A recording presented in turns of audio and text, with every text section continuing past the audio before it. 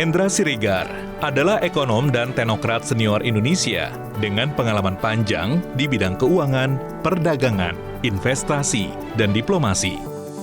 Ia meraih sarjana ekonomi dari Universitas Indonesia pada 1986 dan Master of Economics dari Monash University Australia pada 1991. Dalam karir pemerintahan, Mahendra pernah menjabat Wakil Menteri Perdagangan periode 2009-2011, Wakil Menteri Keuangan periode 2011-2013, serta Kepala Badan Koordinasi Penanaman Modal atau BKPM pada 2013 hingga 2014. Di bidang diplomasi, ia ditunjuk sebagai Duta Besar Republik Indonesia untuk Amerika Serikat pada 2019, sebelum menjabat Wakil Menteri Luar Negeri periode 2019-2022. Mahendra Siregar resmi dilantik pada 20 Juli 2022 sebagai Ketua Dewan Komisioner Otoritas Jasa Keuangan atau OJK periode 2022 hingga 2027. Ia mengemban mandat menjaga stabilitas sistem keuangan nasional serta memperkuat pengawasan sektor jasa keuangan di tengah tekanan ekonomi global. Memasuki tahun 2026, Mahendra menetapkan 3 arah kebijakan strategis OJK. Pertama, menjaga stabilitas sektor keuangan melalui penguatan sistem pengawasan. Kedua, mendorong pendalaman pasar keuangan. Ketiga, meningkatkan inklusi dan perlindungan konsumen serta investor. Bersama dengan Kementerian Keuangan, Bank Indonesia, dan Lembaga Penjamin Simpanan atau LPS, dalam Forum Komite Stabilitas Sistem Keuangan atau KSSK, OJK adalah penjaga gawang stabilitas perekonomian Indonesia. Pemirsa, kesempatan ini kesempatan yang langka karena beliau yang akan saya wawancara ini adalah orang yang sangat sibuk tentunya untuk mengawasi sektor jasa keuangan. Telah bersama saya Ketua Dewan Komisioner Otoritas Jasa Keuangan, Mahendra Siregar. Pak Mahendra, terima kasih sudah diberikan waktu ya Pak, di tengah-tengah kesibukannya. Dan 22 November yang lalu ya Pak, baru ulang tahun OJK yang ke-14. Betul. Selamat ulang tahun Pak, meskipun terlambat. Terima kasih. Tapi boleh Pak diceritakan, di ulang tahun ke-14, apa sih maknanya Pak untuk OJK itu Pak?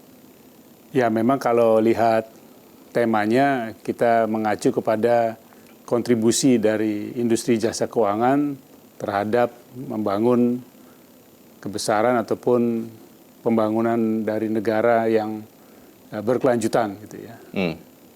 Jadi industri keuangan tangguh, Indonesia maju. Oke. Nah, jadi memang dalam konteks perekonomian yang makin terkait juga dengan perkembangan di sektor keuangan, kontribusi dari sektor keuangan pada perekonomian itu sendiri semakin besar. Dan pada gilirannya perkembangan di sektor keuangan yang berkelanjutan, yang aman, dan memberikan fungsi pembiayaan, intermediasi, dan pelindungan kepada masyarakat, pasti akan membangun perekonomian dengan lebih kuat lagi dan tumbuh berkelanjutan. Jadi ini memang momentum yang kita canangkan untuk juga merayakan dan tentunya memperingati hari ulang tahun OJK ke-14. Tentunya kita sudah di akhir tahun ini ya Pak, di tahun 2025. Kalau Pak Mahendra melihat seperti apa sepanjang tahun 2025 pencapaian-pencapaian penting yang diraih oleh OJK Pak? Secara umum tidak jauh dari yang kita perakirakan. Jadi dilihat dari besaran angka pertumbuhan kredit, kami menargetkan di kisaran 8, 9, 10%. Nampaknya pertumbuhannya sedikit lebih rendah, jadi di upper 7 gitu ya, atau 7,7, 7,8%. Hampir kredit, 8 ya? Hampir 8%. Yeah. Sedangkan untuk dana pihak ketiga atau dana masyarakat, nasabah di bank, pertumbuhannya malah lebih tinggi daripada yang kami perakirakan. dan mudah-mudahan bisa melampaui 9-10%. Targetnya di kisaran 8%. Yeah.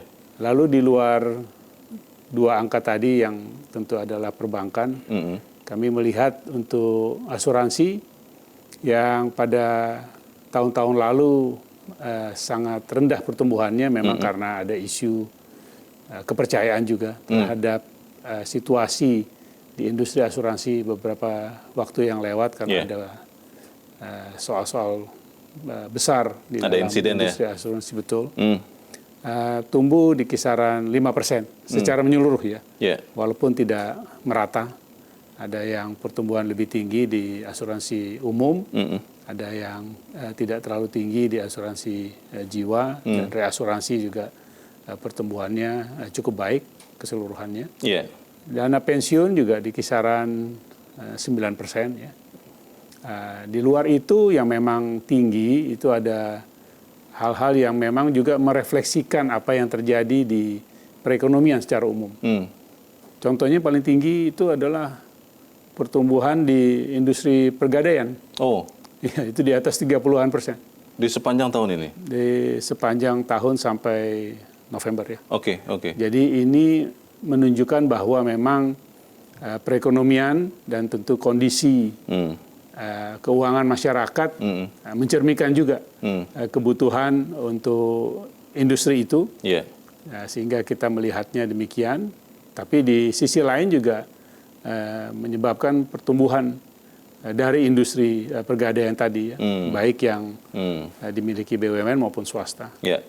Yang lain lagi juga agak tinggi adalah pertumbuhan dari pembiayaan yang disebut dengan buy now pay later. Nah, ini ada yang di perbankan, ada yang di lembaga pembiayaan. Nah, ini juga menunjukkan pilihan dari masyarakat, konsumen dalam menentukan pembiayaan digunakan ya. Ini hal-hal yang memang kombinasi dari perkembangan di industri yang lebih mapan seperti perbankan dan industri yang relatif lebih baru. Nah, di luar itu juga tentu ada pasar modal. Pasar modal secara umum untuk industri ataupun perusahaan-perusahaan yang memiliki kapitalisasi pasar besar, pertumbuhannya yang disebut dengan kelompok LQ45 di kisaran 2%. Nah, tapi untuk keseluruhan pasar memang jauh lebih tinggi daripada itu. Mungkin bisa hampir 14-15%. Jadi keseluruhan itu tentunya tingkat pertumbuhan yang baik, terutama juga di tengah kondisi perekonomian global yang tentu tidak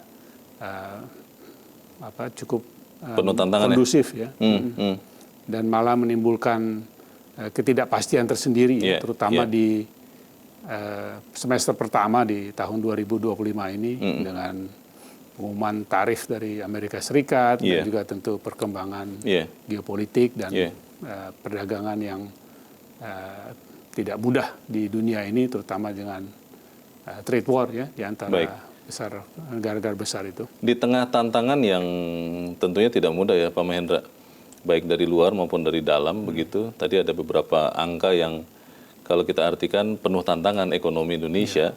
Secara umum Pak, rapor kondisi sektor jasa keuangan dan juga industri jasa keuangannya ya IJK yang OJK lihat di tahun ini tuh seperti apa Pak?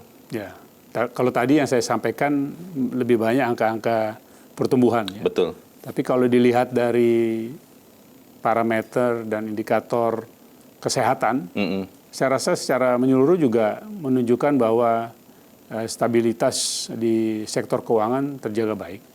Kita lihat dari kondisi likuiditas yang ada, memang tidak seliquid di tahun sebelumnya, tetapi di lain sisi juga masih punya ruang yang besar untuk bisa melakukan penawaran maupun pemberian intermediasi pembiayaan lebih tinggi. Dilihat dari segi non-performing loan, secara gross dan net itu tetap sama seperti tahun lalu, jadi baik ya. Dilihat dari kecukupan modal, praktis bahkan lebih tinggi daripada tahun lalu. Ini angka-angka yang penting untuk bisa melihat kondisi yang ada. Dilihat juga dari segi nilai pembiayaan yang sudah dikeluarkan terhadap keseluruhan kapasitas pembiayaan. Seperti di bank ada loan to deposit ratio. Saya rasa juga menunjukkan ruang untuk pemberian pinjaman yang masih lebih besar.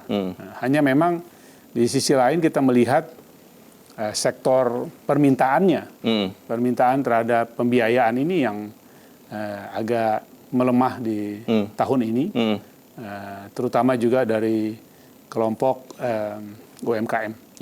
Malah kalau itu kita lihat pertumbuhannya praktis hampir tidak ada untuk dari kredit UMKM di perbankan ya.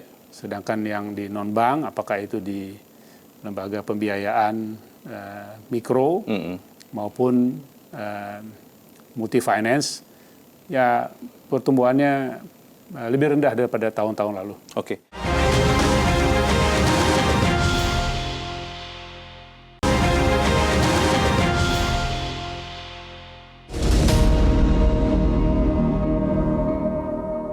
Pak Mahendra, Menteri Keuangan Purbaya juga sudah melakukan ya upaya. Salah satunya kan pemindahan alokasi dana pemerintah dari akun di Bank Indonesia ke beberapa bank begitu ya. Sudah 200 triliun lebih.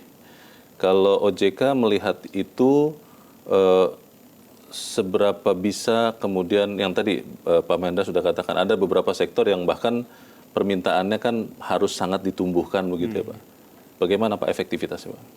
Kalau dilihat dari tujuan dilakukannya kebijakan itu, memindahkan dana SAL dari Bank Indonesia ke bank-bank himbara. Sisa anggaran lebih ya? Sebenarnya sudah tercapai. Jadi pertama tentu memberikan ruang untuk melakukan fungsi intermediasi pembiayaan atau kredit yang lebih besar. Itu lagi-lagi kalau pakai angka loan to deposit ratio ya, itu meningkat. Tadinya di atas 90-an, menjadi turun di bawah 90, meningkat dalam arti kapasitasnya. Kalau angkanya memang turun, dilihat dari segi kondisi likuiditas perbankan juga begitu. Tadinya di bawah 20%, itu namanya alat liquid kepada dana pihak ketiga, rasionya, perbandingannya. Terus naik ke atas 20-an%. Dan kemudian kalau kita lihat juga dampaknya dengan adanya tambahan likuiditas tadi kepada penurunan suku bunga, baik di suku bunga pinjaman maupun suku bunga tabungan atau deposito, terlihat itu pengaruhnya. Jadi kalau dilihat dari target-target langsung, memang tercapai.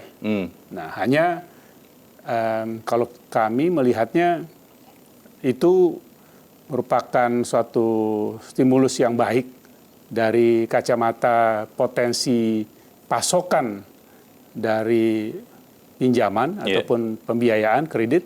Nah, tapi lagi-lagi permintaannya ini yang juga harus diciptakan, sebab tidak bisa semata-mata hanya dari pasokan, karena untuk sepanjang tahun 2025 ini yang kita lihat agak lemah justru aspek permintaannya, termasuk permintaan dalam bentuk pengeluaran pemerintah yang kelihatan pertumbuhannya mungkin tidak setinggi tahun-tahun lalu. Itu yang harus terus didorong begitu harus didorong, karena dengan begitu akan mendorong secara langsung dan juga tidak langsung, karena memberikan multiplier efek pada permintaan di sektor lain dan seluruh wilayah. Di tengah tantangan ekonomi ini kita melihat Pak Mahendra, saudara-saudara kita di 3 provinsi, Sumatera Utara, Aceh, Sumatera Barat mengalami bencana, dan itu membuat kesulitan juga tambahan tentunya bagi saudara-saudara kita di sana. Bagaimana OJK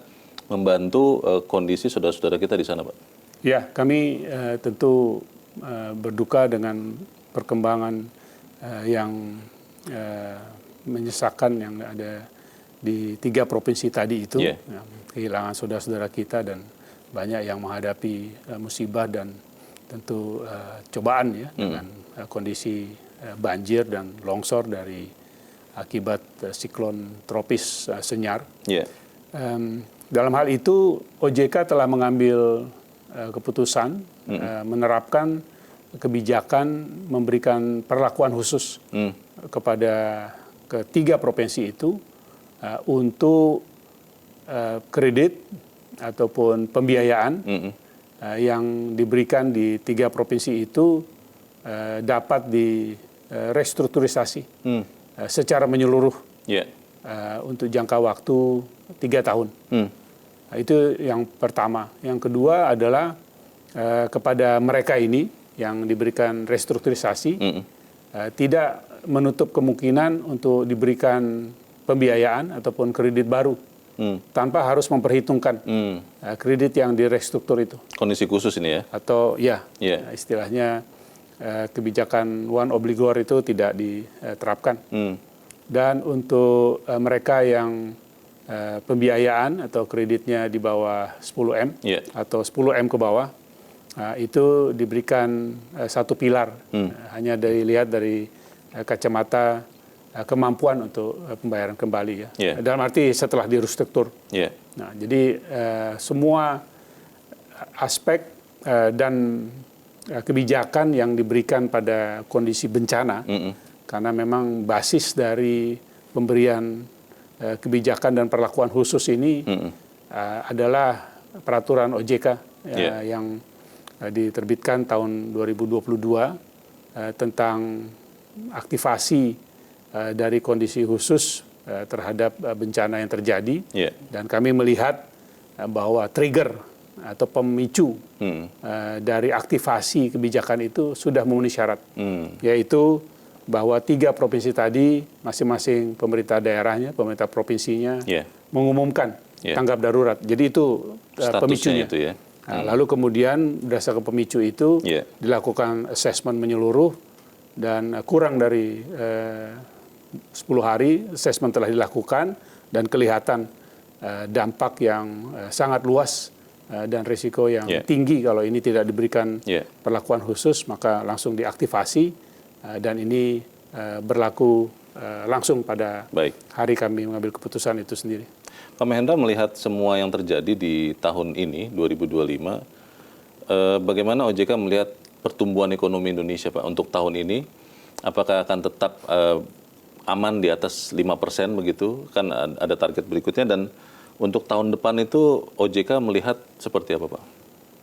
Saya rasa tidak akan berbeda dari apa yang sudah ditetapkan target oleh pemerintah ya, baik tahun ini maupun tahun depan. Tahun ini mendekati 5,05, 5,1. Tahun depan ya kita berharap kalau ada penguatan kepada tingkat permintaan tadi, termasuk dari pemerintah. Apa yang ditargetkan oleh pemerintah mencapai 5,4 dapat dicapai. Nah, ini menjadi sangat penting karena kondisi dunia tahun depan agak berbeda dengan tahun-tahun biasanya. Menjelang akhir tahun ada rasa optimisme biasanya ya, di seluruh dunia untuk melihat tahun depannya karena harapan baru memasuki tahun baru dan seterusnya.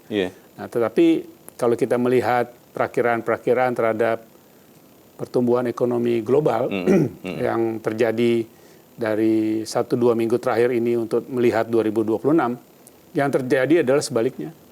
Malah kelihatannya untuk pertama kalinya sejak pasca COVID, pertumbuhan ekonomi dunia mungkin tidak akan mencapai 3%. Di kisaran 2,6, 2,7. Nah, ini rendah. Dan juga kalau kita lihat dari target ataupun perakiraan terhadap ekonomi utama dunia, Amerika Serikat, RRT, apalagi Uni Eropa, itu barangkali juga memasuki tingkat yang terendah sejak pasca COVID. Jadi ini harus kita waspadai betul ya. Dan melihat hal itu memang tidak ada cara lain bagi kita untuk bisa mengamankan pertumbuhan perekonomian itu selain mendorong kondisi di dalam negeri.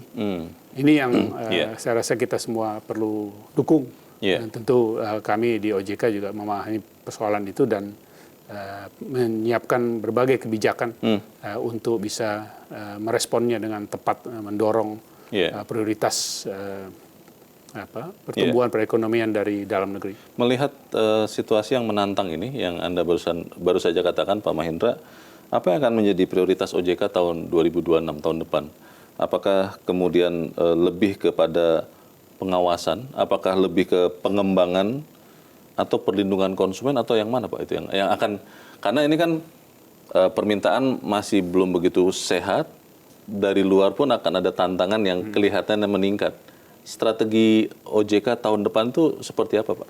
Ya, kalau dari segi menjaga stabilitas keuangan jelas, karena kondisi global tadi berarti risiko terhadap dinamikanya ya, istilah mungkin agak halusnya terhadap volatilitas lah gitu ya.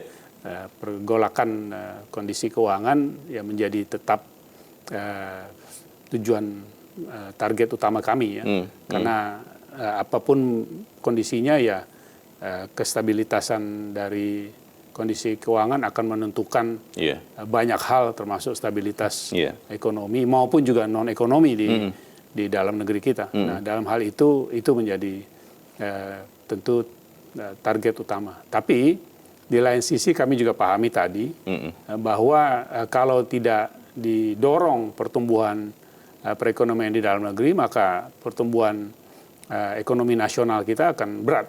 Nah, dalam hal ini tentu kami juga terus mendorong peningkatan dari fungsi intermediasi, pemberian kredit, pemberian pembiayaan, pemberian fasilitas keuangan kepada semua para pelaku ekonomi ya. Ini yang memang harus terus dipantau dan dilihat sebagai satu kesempatan untuk kita mendorong perekonomian. Nah, contoh, di satu sisi belakangan ini kita melihat permintaan untuk kredit atau pembiayaan investasi dalam bentuk capex ya, modal investasi, itu tetap tinggi di kisaran 13% gitu ya. Nah, tetapi yang menjadi perhatian justru permintaan terhadap kredit untuk modal kerja itu tidak tinggi, malah ada di kisaran hanya 2%, 3%. Nah, ini hal yang tentu perlu kita dalami lebih lanjut. Mengapa pada saat kondisi perekonomian membutuhkan pembiayaan untuk investasi, dan juga di hal lain kita perhatikan optimisme di sektor manufaktur yang sering dipakai angkanya adalah PMI, Manager Index, itu tinggi di atas 150-an. Nah, tapi di lain sisi justru modal kerjanya rendah. Nah, ini ada hal-hal yang tentu harus terus diperbaiki dalam kondisi iklim usaha, iklim investasi. Nah, itu tentu kami berharap pemerintah bisa juga fokus kepada perbaikan di sana, karena pada gilirannya ini yang akan menstimulir bagian permintaan kembali tadi ya. Confidence dan keyakinan terhadap iklim investasi akan mendorong permintaan terhadap pembiayaan dan peningkatan usaha.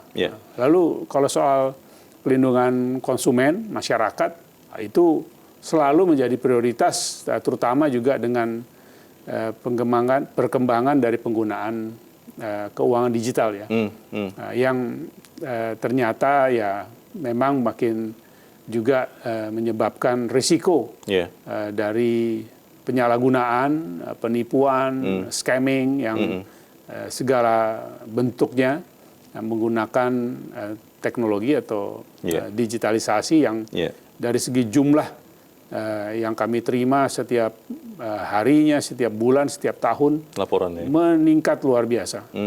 Sampai kalau setahunnya itu pengaduannya di kisaran 300 ribuan. Oh.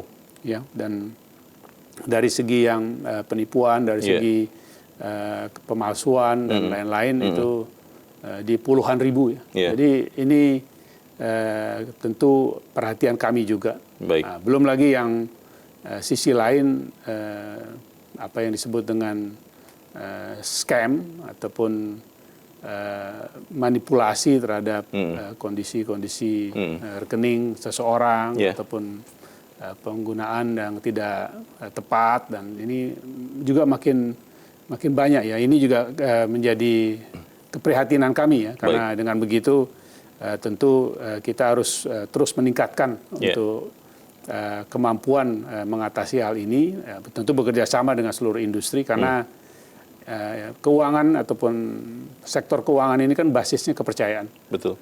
Dan tentu kalau kepercayaannya tidak dijaga baik karena berbagai aktivitas yang ilegal dan bertentangan dengan hukum ini, maka yang bisa menjadi risiko adalah kepercayaan dari pihak-pihak yang justru sangat diperlukan bagi pengembangan sektor keuangan itu sendiri. Baik.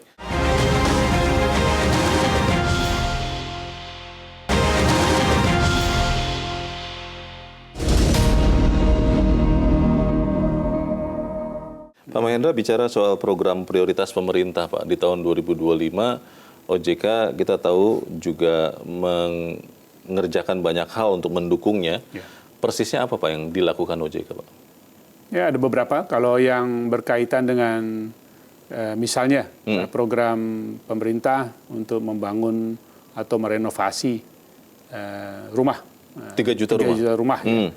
Kami bisa sampaikan bahwa sampai November kemarin fasilitas likuiditas untuk pembangunan perumahan FLPP, nah itu meningkat tinggi dibandingkan tahun lalu ya.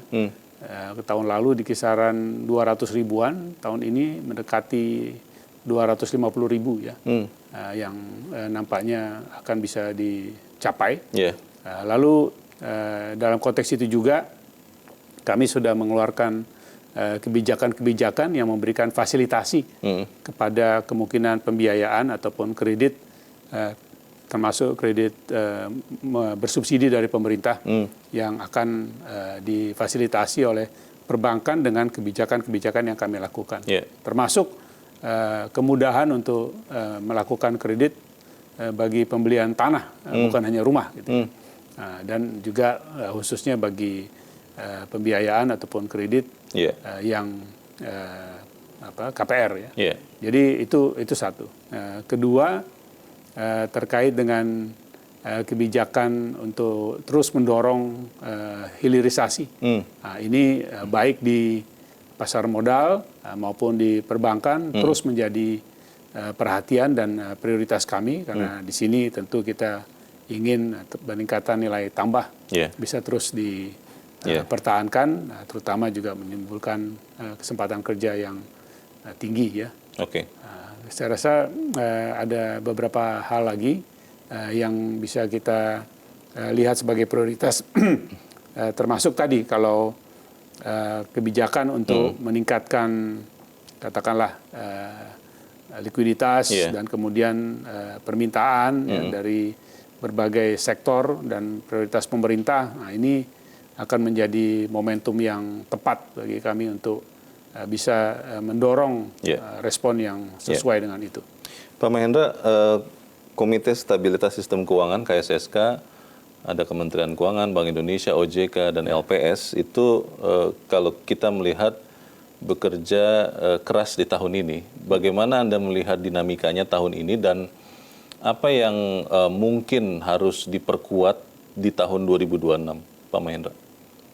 Yang pasti kami akan kerja tidak lebih ringan di tahun 2026, itu pasti ya. Karena kondisi global tadi dan juga keinginan kita untuk bisa memproteksi pertumbuhan perekonomian Indonesia dari dinamika global yang makin tidak mudah di tahun depan ini.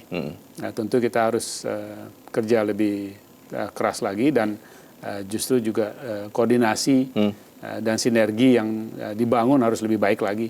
Saya rasa kalau di tingkat KSSK ini dari segi komunikasi, dari segi interaksi dan membangun sinergi baik sekali ya. Yeah.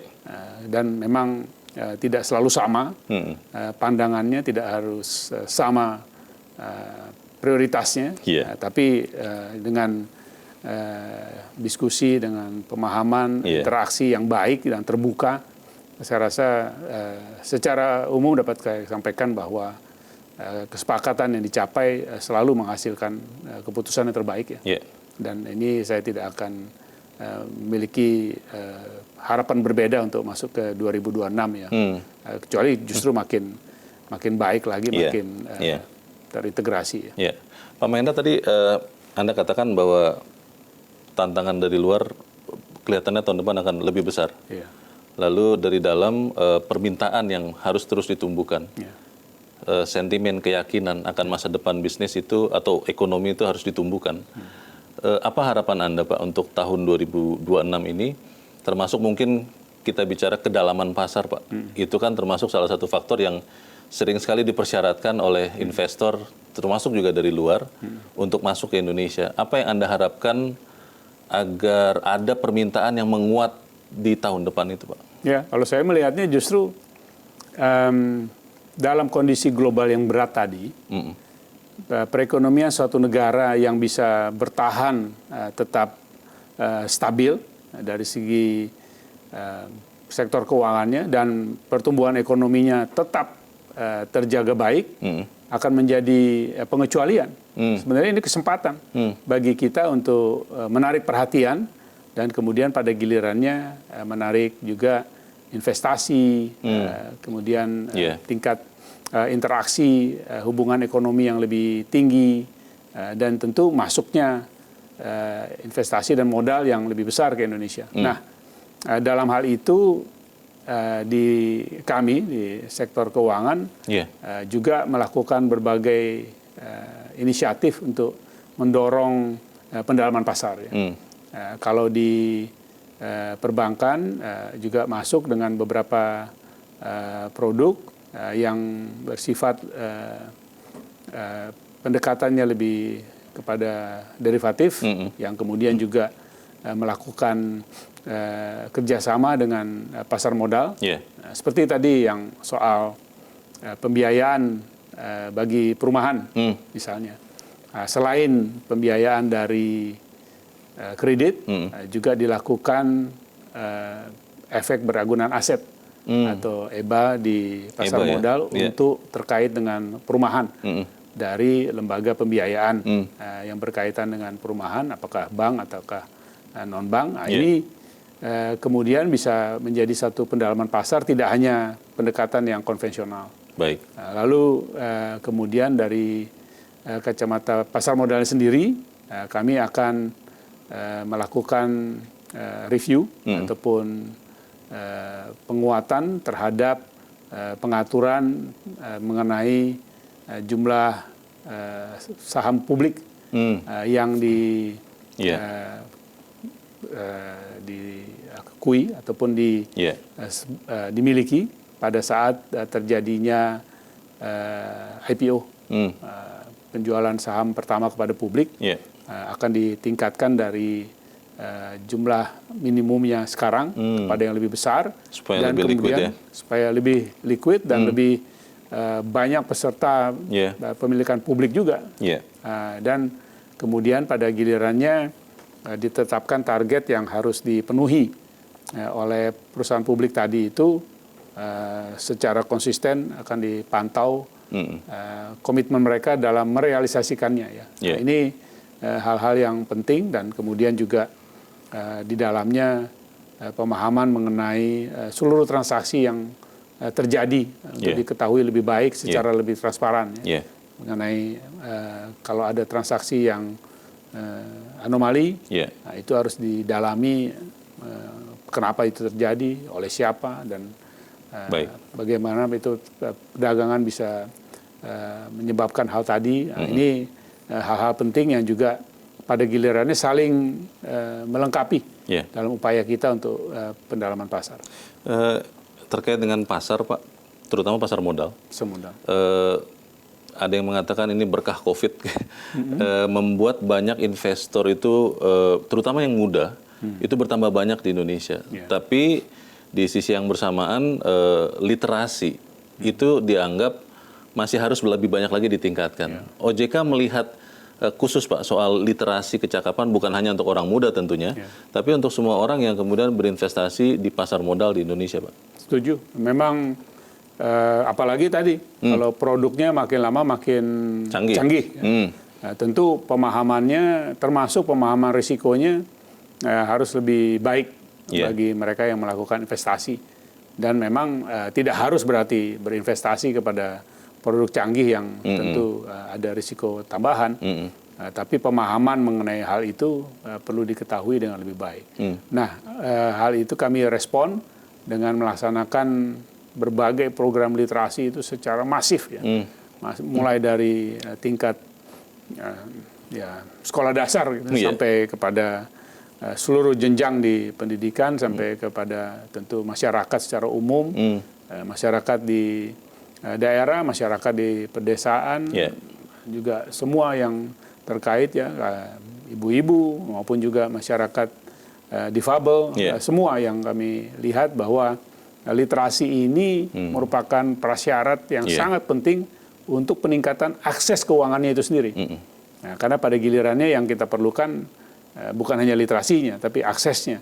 Nah, akses ini bisa dilakukan kalau mereka juga mengerti mengenai risikonya dan kembali melihat bahwa bagaimana memanfaatkan jasa keuangan ini sesuai dengan kebutuhannya, meningkatkan kesejahteraan, tapi juga aman. Nah, ini yang hal-hal yang menjadi elemen dalam target pemenuhan dari literasi dan edukasi yang kami lakukan. Kami lakukan survei setiap tahunnya, dan survei yang dilakukan massal ataupun masif oleh BPS untuk seluruh provinsi di Indonesia. Kami harapkan angkanya terus membaik secara menyeluruh maupun secara masing-masing industri.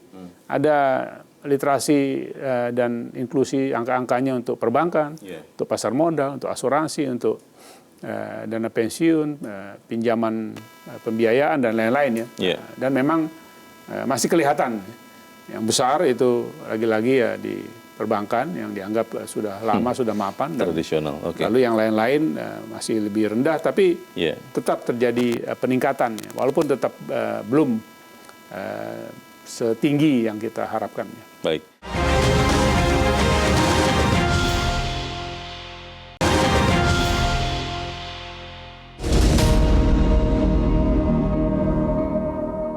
Pak Mahendra, sebelum di OJK Anda sudah menduduki tanggung jawab di sekian lembaga tentunya Pak. Sudah pernah di Kementerian Koordinator Perekonomian, Wakil Menteri Keuangan ya Pak, pernah? Menteri Perdagangan juga wakil. Apa yang membuat Pak Mahendra melihat ada pendekatan yang berbeda dengan yang sekarang Anda lakukan ketika memimpin OJK Pak? Yang pasti tentu OJK adalah lembaga negara ya. Memang bukan kementerian atau lembaga seperti yang saya pernah berada sebelumnya. Tentu bukan berarti dia tidak komit kepada kepentingan nasional, karena kepentingan nasional adalah kepentingan kita bersama gitu. Tidak ada pengecualian terhadap itu, semua harus mendukungnya. Tapi dengan katakanlah struktur yang seperti itu menunjukkan perbedaan terhadap proses dari pengambilan keputusannya. Nah, ini yang saya rasa menariknya. Jadi di satu sisi pengambilan keputusan itu dilakukan oleh organisasi ini sendiri, sehingga berbeda dengan yang sebelumnya saya berada. Nah, di lain sisi proses pengambilan keputusannya itu juga agak unik. Kalau di tempat sebelumnya itu ya tentu pimpinan tertinggi memiliki kewenangan yang paling tinggi dalam mengambil keputusan. Nah, tapi kalau di OJK ini pengambilan keputusannya dilakukan dengan apa yang disebut dengan bahasa Inggrisnya kolektif kolegial. Bahasa Indonesianya sebenarnya musyawarah mufakat. Dan itu harus bulat. Dan ya walaupun kemarin di undang-undang yang baru di 2023 di P2SK ada semacam hak tambahan bagi ketua Dewan Komisioner dalam proses pengambilan keputusan, tapi ya saya bisa sampaikan syukurlah sampai saat ini saya tidak pernah menggunakan hak itu. Jadi semua keputusan bulat Tetap selalu dipenuhi musyawarah mufakat. dan dengan segala macam perbedaan pandangan dan prioritas. Karena ini juga yang kedua nih mungkin uniknya OJK. Kewenangannya, mandatnya, dan bahkan struktur organisasinya ditambah terus. Yang belum ditambah memang anggarannya. Tapi ya sudah, memang ini kondisi yang kita tentu respon dengan positif ya. Karena dengan adanya undang-undang tadi itu, jumlah dari anggota Dewan Komisioner bertambah 2, lalu di bawahnya tentu Deputi Komisioner, lalu kepala departemen, direktur, dan jajaran bertambah semua ini. Padahal kemampuan untuk menambah SDM juga tidak menjadi bertambah karena kondisi yang ada. Jadi kelihatan, dan sekarang kalau dilihat OJK sebagai regulator sektor keuangan Indonesia dibandingkan rekan-rekan kami di negara-negara lain, saya dengan ya merasa ini ya cukup yakin melihat bahwa kewenangan dan mandat yang diberikan OJK mungkin terbesar di dunia gitu ya, karena mulai mengawasi dari perbankan yang konvensional dan mapan sampai kepada lembaga keuangan mikro yang tentu di banyak negara tidak ikut dalam pengawasan di regulator keuangan, sampai kepada aset digital termasuk kripto yang juga di negara lain biasanya regulatornya berbeda.